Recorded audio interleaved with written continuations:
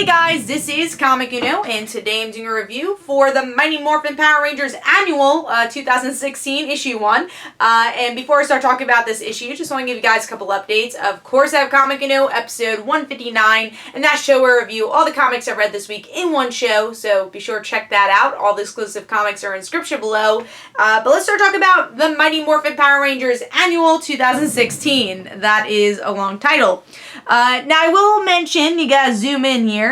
How much is this price tag? Hopefully you actually can see it.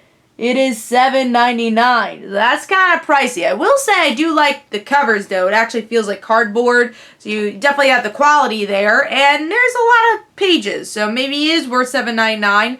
Let's find out. So there's a couple of stories here. I'll go story by story to see what I liked and what I disliked. But cool cover. Really do like the art style here.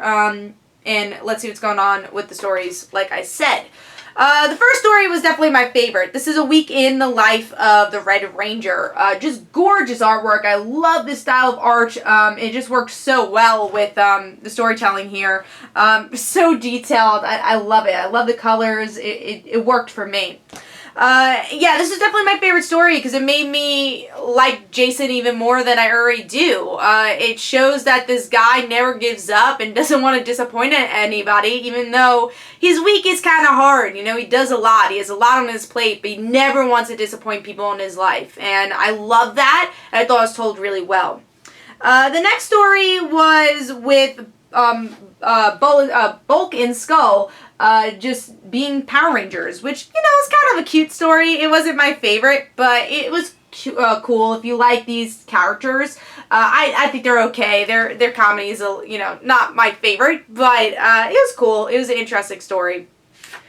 The next story we have is actually Trini and Kimberly centric. It was a little weird, like with this cat villain, but it had a good message with Trini saying friends are always important, and even when Kimberly was like a cat, she helped out her friends. So the artwork was kind of cutesy. I like that, and I like that style. It wasn't bad. It didn't really stick out to me, but it was an interesting story. Now this is a story that I kind of was bored the most out of because I'm not a big fan of when the villains are showcased. I don't really care too much about them because they are pretty two-dimensional, but they try to flesh them out here, and this is Zordon and his brother. And it's just like seeing their relationship. I didn't quite care about that one as much because, again, it's just not my style of story. The other one, the next one is really funny. It's called It's Putty Time. It's like in this really, really simplified artwork, and it's about how Kimberly's like, hey, how about putties have feelings? And we find out that Putty has a crush on Kimberly, and Kimberly's like, ooh, that's disgusting. Yeah, I'm glad that I could kick him and kind of not feel bad that he's a putty. So that was cute. Some of the character motives didn't really make sense to me, but it was a cute story.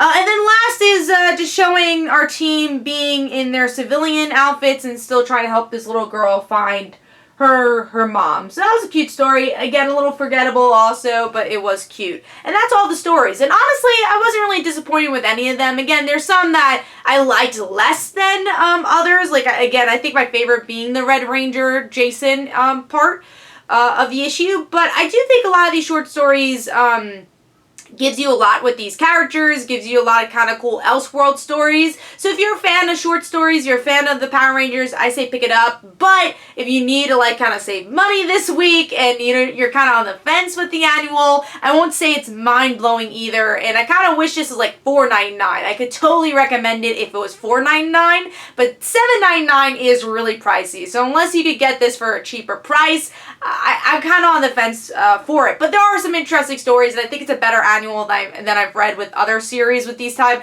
of like forgettable short stories. So the Mighty Morphin Power Rangers for me gets 3.5 stars. It wasn't bad, but I don't know if you need to totally invest into this book for $7.99. But there were some fun stories. So hopefully you guys enjoyed. This is Comic Uno. Don't forget to follow me on Twitter. Don't forget to like my Facebook page. Also, description below there are links for my comic book, Like Father Like Daughter, and don't forget to like the Facebook page of Like Father Like Daughter. And I'll see you guys later.